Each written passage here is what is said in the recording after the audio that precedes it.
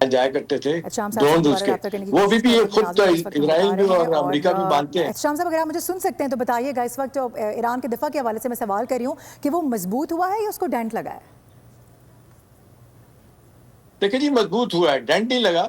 अब ये तो अब इंटरनेशनल सतह पे अब ये बात लोग कर रहे हैं कि जिस तरीके से अमेरिका का साजो सामान ये छोटा, खासतौर पे ये ड्रोन है, मिसाइल हैं, इंटर बर आजमी मिसाइल हैं, वो तो कहते हैं कि अभी भी 60% जो है ना इंटैक्ट है इसका, इसराइल अपना ईरान का।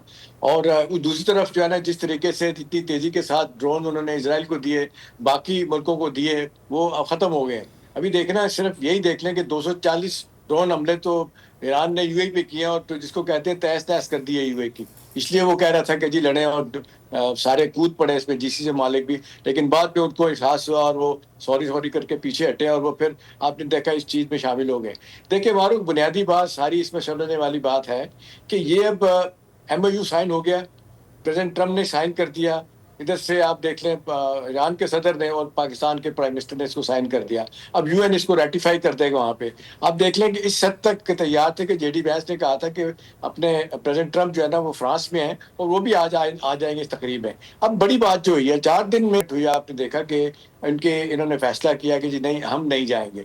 उसकी वजह मैं आपको एक खबर बता सकता हूँ मारूफ, कि यहाँ पे सफारती जराये को बताया है, जो बात कर रहे हैं, वो कहते हैं जी कि जो उनकी लीडरशिप है, उनके रहबर सुना, उनको कन्विंस किया इन्होंने। जो आप देख लें, ये उनके आर आई जी सी के जो सर्वर है, कमांडर है, ठीक है जी, उन्होंने जाके उन्हें कहा कि जी भी देखें, अहमद वाहिदी ने, और बात की उन्होंने जाके सुप्रीम लीडर मुस्तफा से कि देखें जी, इतना 70,000 जिस तरीके से और इससे ज्यादा भी मुख्तलिफ जगहों पे लोग मारे गए हैं, गजा में भी मारे गए हैं, हमारी इन्होंने इस तरह तबाही की है, तो ये अच्छा नहीं लगता कि हम जाके इसे शेक हैंड करें।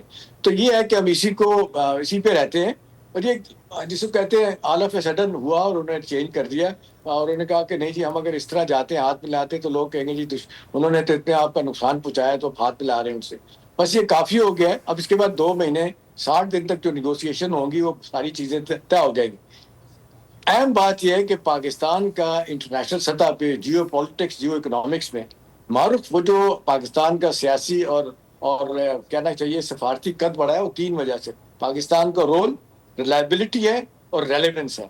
आज पाकिस्तान में सारे लोग आ रहे हैं। देखिए, अमेरिका आ रहा है, सऊदी अरब आ रहा है, चाइना आ रहा है, रशिया आ रहा है। ये क्यों आ रहे हैं? उन्हें पता चल गया है कि जी पाकिस्तान वाकई, उन्होंने इसको कहते हैं रीजनल सतह पे एक जबरदस्त पावर के तौर पे सामने आया।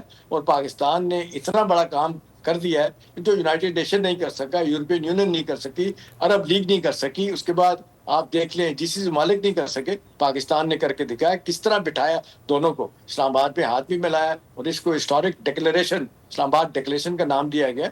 ये फॉर ऑल प्रैक्टिकल पर्पजेज। अब इसका मतलब है जंग बंद है, और 2 महीने तक जो वाकई जंग बंद है, और आइंदा भी होगी। और ये जो अमेरिका में जो हो रहा है, वहां से जो खबरें आ रही हैं, प्रेसिडेंट ट्रम्प पे बहुत ज्यादा दबाव था कि जंग बंदी का ऐलान करें जल्द से जल्द, ताकि लोग जो है ना वो मुतमईन हो जाए। और वो बार बार कहते हैं कि जी ये जो गैस बढ़ी हैं, जिसको होता तो तेल है, उसको वो गैस प्राइस कहते हैं, तेल की कीमतें इतनी चीजें बढ़ी हैं, और माशी बहरान वहां पे पैदा हुआ अमेरिका में, वो भी एक बहुत बड़ा दबाव था। इंटरनेशनल कंपनी जो है ना, ग्लोबल कंपनीज मार्केट जो है ना, वो क्लैप्स होना शुरू हो गई थी।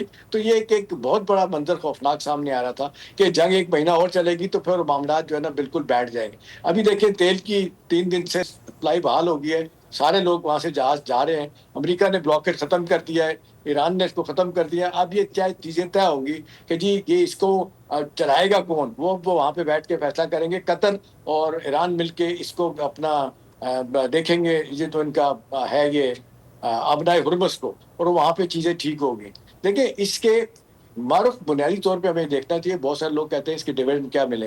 देखिए, पाकिस्तान में जो इक्तिसादी और तवानाई का बुरहान है ना, ये मुझे जाती तौर पे खत्म होता नजर आ रहा है। ईरान के साथ गैस पाइपलाइन जो है हमने 200 किलोमीटर की बनानी है, उसके बाद गैस पाइपलाइन पाकिस्तान में आएगी, और हमें जिन शराइत पे बहुत कम कीमतों पे जनाब हमें गैस मिलेगी, तेल हमें बहुत कीमतों कम में मिलेगा। ईरान से बेशुमार चीजें हम लेते हैं, वो हमारे साथ हमसे लेंगे। ये बायलैटरल जो हमारी ट्रेड होगी, इसका हमें बहुत बड़ा फायदा होगा। फिर इसके बाद जिस तरीके से अब देख लें, अब पाकिस्तान का रोल सही। वेस्ट एशिया में बढ़ गया और मिडिल ईस्ट तक चला गया। वहां पे अब सारे पाकिस्तान को देख रहे हैं। देखिए, सिक्योरिटी अम्ब्रेला अमेरिका देने में नाकाम हो गया। उनके 19 बेसिस थे वहां पे, जब ये लड़ाई थी, तो वहां पे अमेरिकी वहां पे बेसिस को छोड़ के ठीक है भाग गए थे एहतशाम होटलों। अलग सब्सक्राइब करें और बेल दबाएं ताकि कोई खबर रह न जाए।